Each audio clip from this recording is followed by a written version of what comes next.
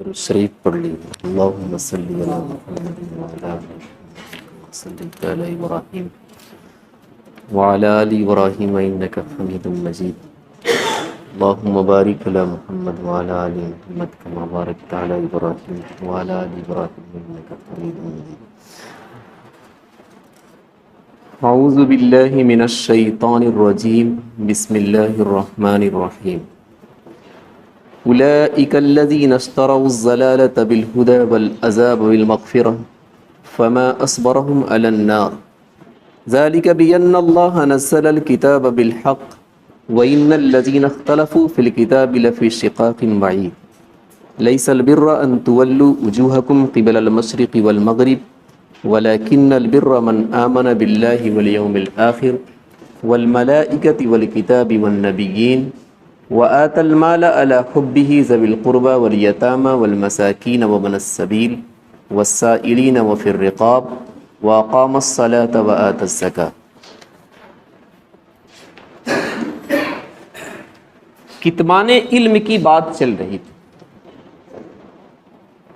کہ ایسا شخص جسے دین کی معلومات واقعتاً ہو کسی استاد سے، اور وہ بھی ماہر استاد سے حاصل کیا ہو، کتابوں کا وسیع مطالعہ اس کے پاس ہو، اگر اس سے کوئی ایسا مسئلہ پوچھا جائے جو اسے معلوم بھی ہو، اس کے باوجود بھی کسی وجہ سے وہ نہ بتائے، تو اللہ تبارک و تعالیٰ نے اس کے بارے میں فرمایا تھا یہی لوگ ہیں جو جہنم کی آگ کو اپنے پیٹ کے اندر بھرتے ہیں۔ اولئک الذین اشتروا الضلالۃ بالہدی، ان لوگوں نے ایسا کام کیا کہ ہدایت کے بدلے میں دنیا کے اندر گمراہی کو خرید لیا، والعذاب بالمغفرہ، اور آخرت میں مغفرت کے بدلے میں عذاب کو مول لے لیا۔ فما اصبرهم علی النار، کیا ہی ان کی ہمت کہی جاوے گی جہنم میں جانے کی۔ ذالک بأن اللہ نزل الکتاب بالحق، یہ اس وجہ سے ہوا کہ اللہ تبارک و تعالیٰ نے کتاب کو ٹھیک نازل کیا۔ علماء یہود کا یہ اصول رہا تھا کہ جب ان کے پاس کوئی مسئلہ پوچھنے کے لیے آتا تھا تو وہ دیکھتے تھے کہ اس کی مالی حالت کیا ہے، مالی حالت کو دیکھ کر اس کے مطابق مسئلے کو بتا دیتے تھے اور ان سے پیسے لے لیتے تھے۔ اللہ تبارک و تعالیٰ نے فرمایا کہ کتاب اللہ تو ٹھیک نازل کیا گیا تھا، لیکن ان لوگوں نے اس کے اندر رد و بدل کر دیا۔ یہ بہت بڑے اختلافات کے اندر ہیں اور بہت بڑی گمراہی کے اندر ہیں۔ اللہ تبارک و تعالیٰ ایسے لوگوں کو بخشے گا نہیں۔ لیس البر ان تولوا وجوہکم قبل المشرق والمغرب، اللہ تعالیٰ نے تحویل قبلہ کا مسئلہ بیان کیا۔ ہمارا قبلہ اور نماز پڑھنے کی جہت اور سمت کیا ہونا چاہیے، اس مسئلے کو اللہ نے یہاں رکھا۔ ہم سب تو صرف اور صرف اللہ کی عبادت کرتے ہیں، اس کے علاوہ کسی کی عبادت ہمارے یہاں جائز نہیں۔ اگر اس روح سے ہم دیکھیں تو اللہ کسی جہت میں ہو اور کسی میں نہ ہو، ایسا نہیں ہے۔ جب ہم اللہ کی عبادت کرتے ہیں تو اللہ تو ہر طرف موجود ہے، تو ہمیں اور آپ کو چاہیے کہ کسی قبلہ کی اور کسی سمت کی طرف اپنا رخ نہ کریں، بلکہ اللہ ہر طرف موجود ہیں، تو جدھر چاہے اپنا رخ کر کے اس کی عبادت کر لیں۔ عقل یہی کہہ رہی ہے۔ لیکن عبادتوں کے اندر آپ غور کریں گے تو دو طرح کی عبادتیں ہیں۔ ایک عبادت ایسی ہے جو آپ تنے تنہا کرتے ہیں، اللہ کا ذکر کرنا، تسبیحات پڑھنا، روزہ رکھنا، یہ تنے تنہا آپ کی عبادت ہے۔ فقہاء نے لکھا ہے کہ ایسی عبادتوں کے اندر تنہائی بہتر ہے۔ اب تو حال یہ کہ تسبیحات پڑھنے کے بھی ہمارے پاس ٹائم نہیں ہے. آپ سے باتیں بھی کر رہا ہوں اور انگلیاں بھی ہلا رہا ہوں, یہ چلتا رہتا ہے, اتنا فرصت نہیں میرے پاس. یہ ساری عبادتیں, روزہ رکھنا, ذکر کرنا, یہ انفرادی عبادت ہے. آپ چاہے جہاں کر لیں گے اور جس جگہ چاہے کر لیں گے, جیسے رہیں گے کر لیں گے. اور کچھ عبادتیں ایسی ہیں کہ ان عبادتوں کے اندر اجتماعیت مقصود ہے, کہ آپ ایک ساتھ ہو کر اس عبادت کو انجام دیں. نماز, حج, جیسے امام کرے گا ویسے آپ سب کو کرنا ہوگا. جس جگہ حج ہوتا ہے اور جیسے کیا جاتا ہے, جس کپڑے میں کیا جاتا ہے, ہر ایک کو وہیں جانا ہوگا, ویسے ہی کرنا ہوگا, اسی کپڑے میں کرنا ہوگا. جو عبادت اجتماعی طور پر کی جاتی ہے, اس اجتماعیت کو مضبوط کرنے کے لیے نقطۂ وحدت یعنی سب کی ایک جہتی اور ایک سمت اور ایک رخ پر جمع ہونا, یہ اجتماعی عبادت کو اور مضبوط کر دے گا. اب اجتماعی عبادت میں ہمارا رخ اور ہمارا سمت اور ہمارا قبلہ کیا ہونا چاہیے, اس مسئلے کو اللہ تبارک و تعالی نے یہاں رکھا ہے. سب سے پہلی بات یہ ہے کہ اللہ تبارک و تعالی نے نقطۂ وحدت اور یکجہتی اس کا اصل فکر کو قرار دیا, عقیدے کو قرار دیا, کہ عقیدے میں اور ہر ایک کا فکر اور ہر ایک کا خیال ایک ہونا چاہیے. اسی وجہ سے اللہ تبارک و تعالیٰ نے حکم دیا کہ اللہ کے علاوہ کسی اور کی پوجا اور پرستش جائز نہیں ہے. یہ اصل نقطۂ وحدت ہے. اس پر سب کو آنا ہوگا کہ ہر ایک کا فکر ایک ہو, خیال ایک ہو, عقیدہ ایک ہو کہ اللہ کے علاوہ کسی اور کی عبادت جائز نہیں. ان چیزوں کے علاوہ جتنے لوگوں نے وحدت کی اصلیت کو بیان کیا, لوگ اس پر جمع نہیں ہو سکے, بلکہ اور ان کے اندر افتراق اور بٹوارا ہوتا چلا گیا.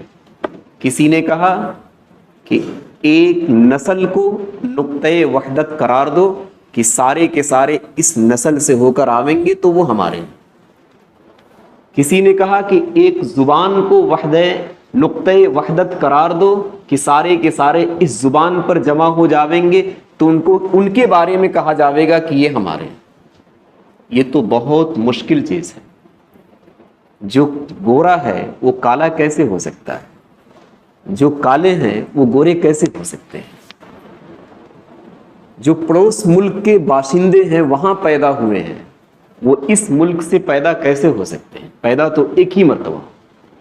اس لیے نقطۂ وحدت اور ایک جہتی کا اصل جو ہے وہ ایسی چیز ہونی چاہیے کہ اسے اختیار کیا جا سکے اور آسانی سے اس پر عمل بھی کیا جا سکے.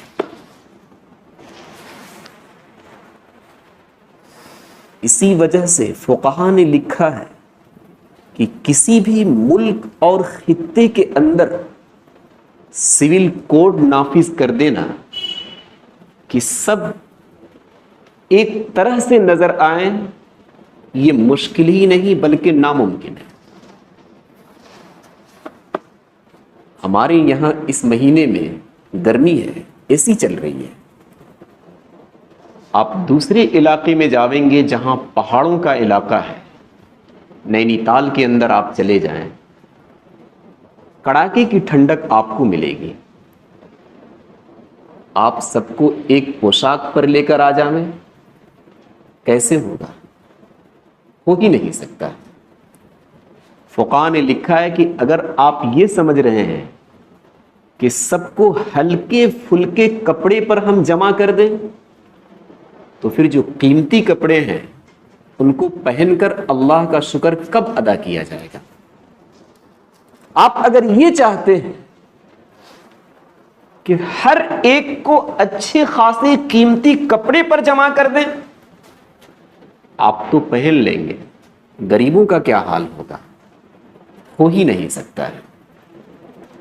اس لیے کہ ایک جہدی کی اصلیت ایسی چیز ہونی چاہیے جو سب کے لیے آسان ہو اور سب کے اختیار میں.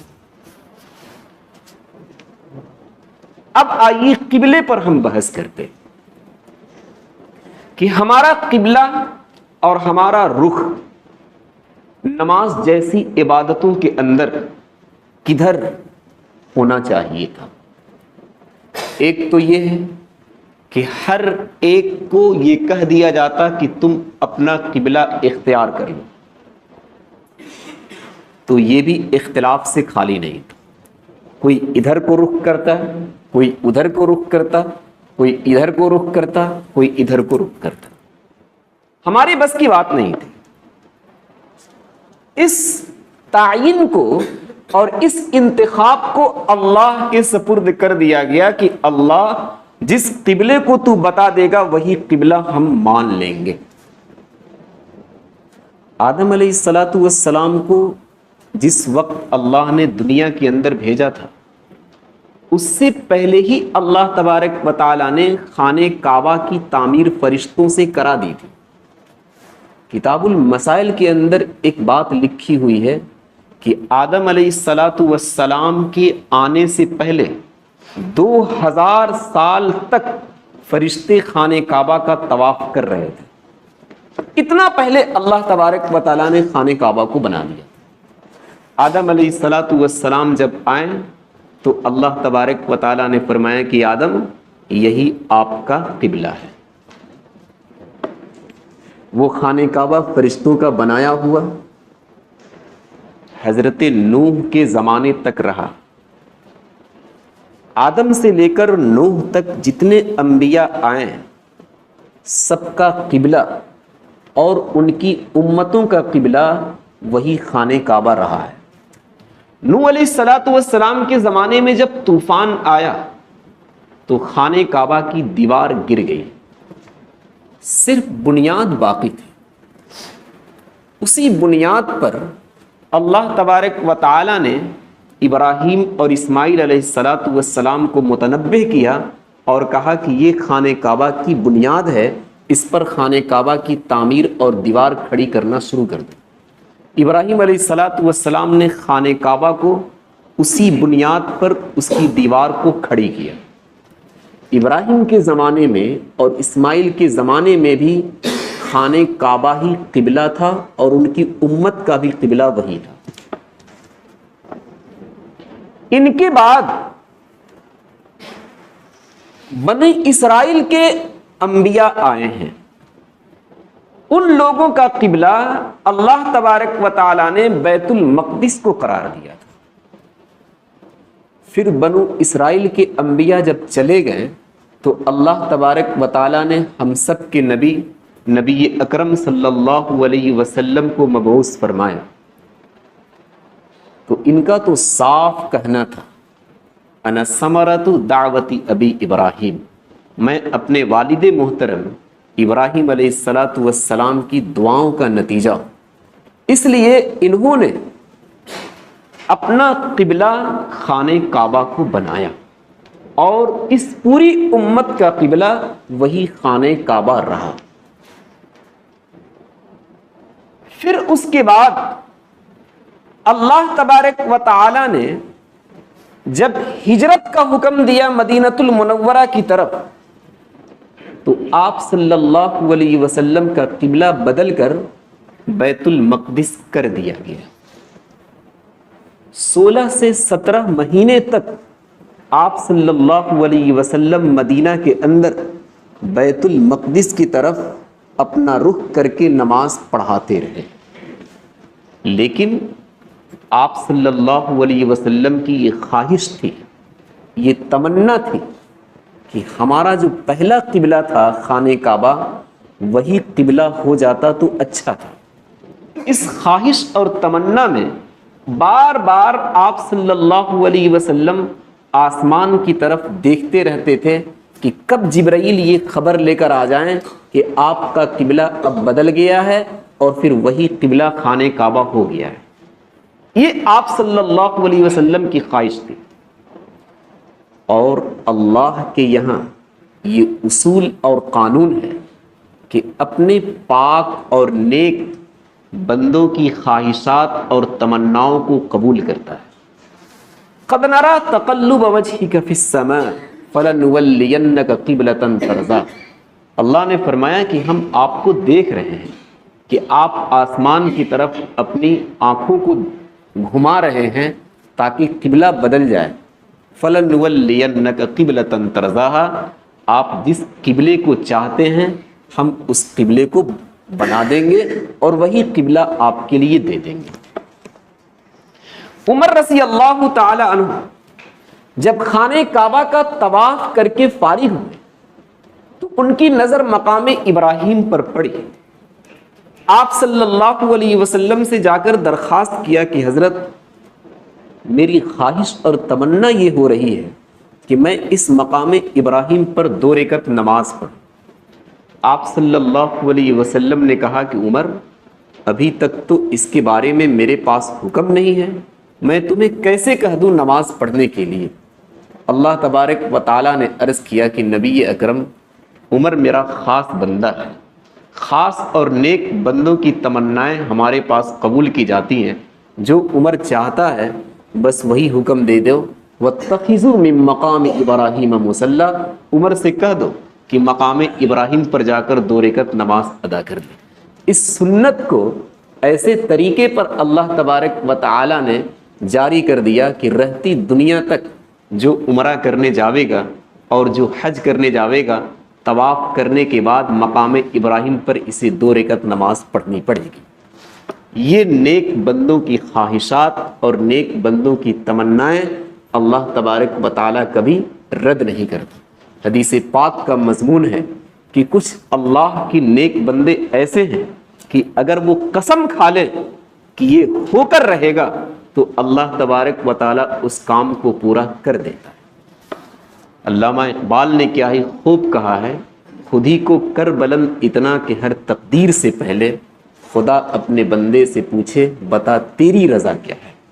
منزل کی جستجو میں کیوں پھر رہا ہے راہی، منزل کی جستجو میں کیوں پھر رہا ہے راہی، اتنا عظیم بن جا کہ منزل تجھے پکارے۔ کتابوں کے اندر لکھا ہوا ہے کہ ابراہیم علیہ السلام کا قبلہ چونکہ خانہ کعبہ رہا، آپ صلی اللہ علیہ وسلم انہی کے نسل سے، آپ صلی اللہ علیہ وسلم کا قبلہ خانہ کعبہ کو ہی قرار دیا گیا تھا۔ 16-17 مہینے تک آپ صلی اللہ علیہ وسلم کا قبلہ چینج کر کے بیت المقدس کو قرار دیا، پھر آپ صلی اللہ علیہ وسلم کی تمناؤں اور خواہشات کے مطابق پھر اللہ تبارک و تعالیٰ نے بیت اللہ کو ہی قبلہ قرار دیا۔ فقہاء نے لکھا ہے کہ اصل قبلہ شروع میں تھا کیا؟ عبداللہ ابن عباس نے کہا کہ شروع سے ہی قبلہ بیت المقدس رہا ہے۔ آپ صلی اللہ علیہ وسلم خانہ کعبہ میں جب نماز پڑھ رہے تھے مسجد حرام میں، تو ان کا جو رخ ہوتا تھا خانہ کعبہ کی طرف، تو وہیں سے سیدھے بیت المقدس بھی سامنے ہوا کرتا تھا، لیکن حرم شریف میں رہنے کی وجہ سے بیت المقدس کا قبلہ ہونا ظاہر نہیں ہو رہا تھا، اس لیے کہ سامنے خانہ کعبہ تھا۔ لیکن جب مدینۃ المنورہ ہجرت کر کے گئے تو اب وہاں سے ایسی شکل بن جائے کہ خانہ کعبہ بھی سامنے رہے اور بیت المقدس بھی سامنے رہے، ایسی شکل نہیں ہو پائی، تو وہاں صاف ظاہر ہو گیا کہ آپ صلی اللہ علیہ وسلم شروع سے ہی بیت المقدس کی طرف رخ کر کے نماز پڑھتے رہے۔ یہ عبداللہ ابن عباس کی اپنی رائے ہے، لیکن اکثر محدثین نے یہ لکھا ہے کہ شروع سے قبلہ بیت اللہ رہا. پھر جب آپ صلی اللہ علیہ وسلم مدینۃ المنورہ گئے تو آپ صلی اللہ علیہ وسلم کو حکم دیا گیا کہ یہاں چونکہ یہودی رہتے ہیں، ان کا قبلہ بیت المقدس رہا ہے، اس لیے آپ بھی اپنا قبلہ بیت المقدس بنا لیجئے تاکہ یہودی آپ کو دیکھیں کہ یہ تو ہماری ہی مطابق کام کر رہے ہیں، تو آپ پر ایمان لانا ان کے لیے آسان ہو جائے.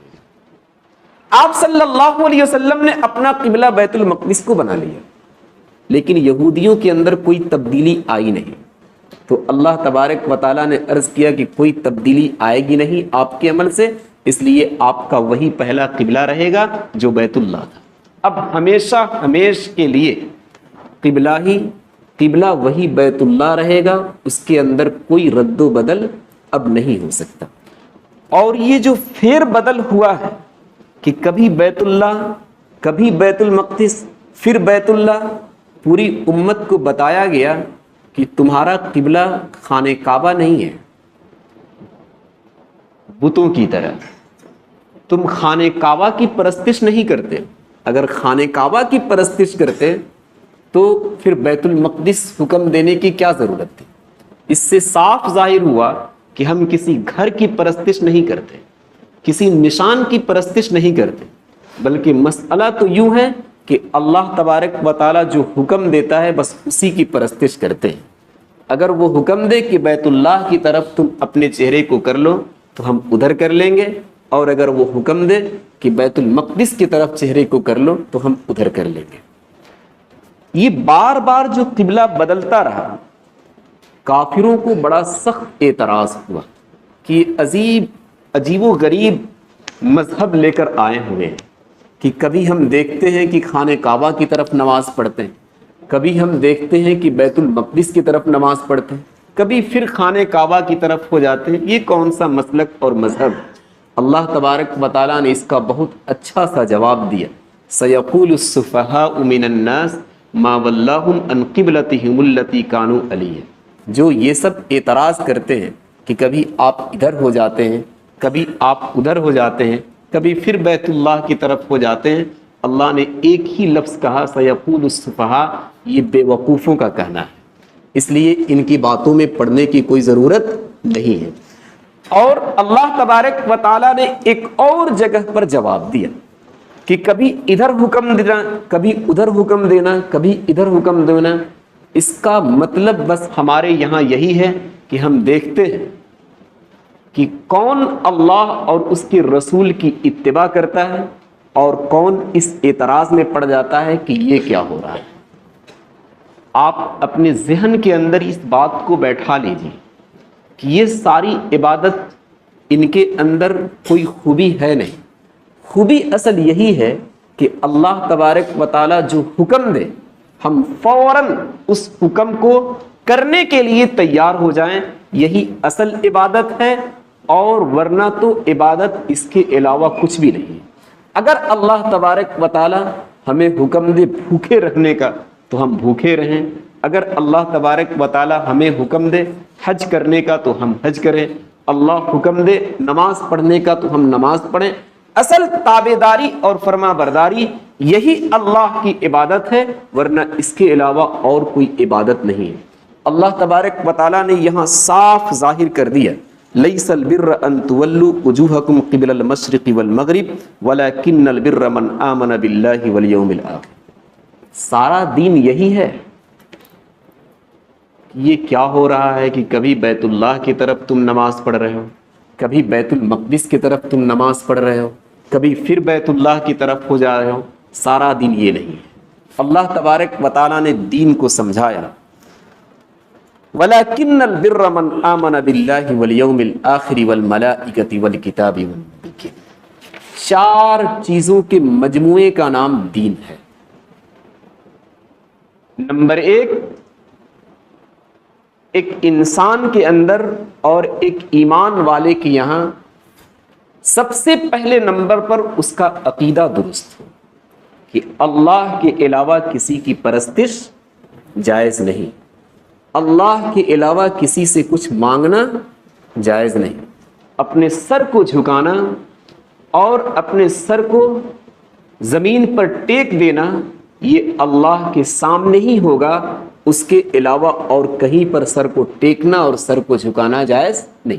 سب سے پہلے نمبر پر اللہ نے عقیدے کی تعلیم دی، من آمن باللہ والیوم الآخر، اسے چاہیے کہ اللہ پر ایمان لائے اور آخرت کے دن پر ایمان لائے اور فرشتوں کو بھی اللہ کی مخلوق مانے اور جو کتاب اللہ تبارک و تعالیٰ نے نازل کیا ہے اس پر بھی ایمان لائے، اور جتنے انبیاء آدم علیہ الصلاۃ والسلام سے لے کر نبی اکرم صلی اللہ علیہ وسلم تک آئے ہیں ان سب پر ایمان لائے۔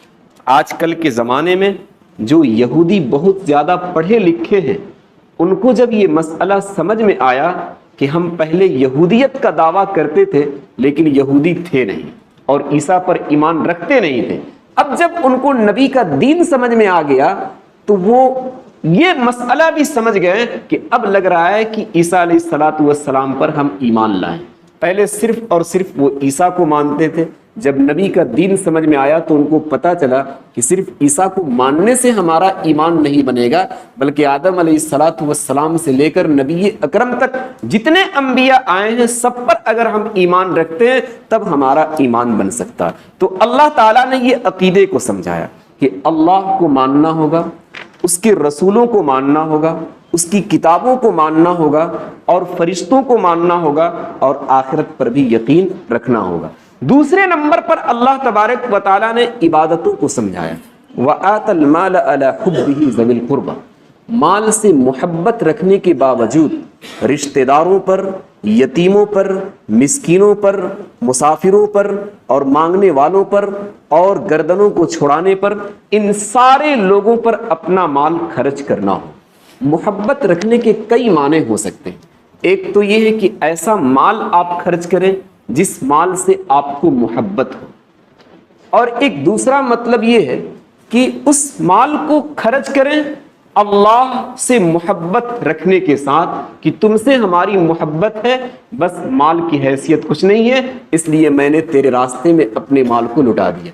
دوسری جگہ اللہ تبارک و تعالیٰ نے صاف فرمایا ہے، لن تنالوا البر حتى تنفقوا مما تحبون، جب تک آپ اپنی محبوب چیز کو خرچ نہیں کر دیں گے اللہ کے راستے میں اس وقت تک آپ بھلائی کو نہیں پا سکتے۔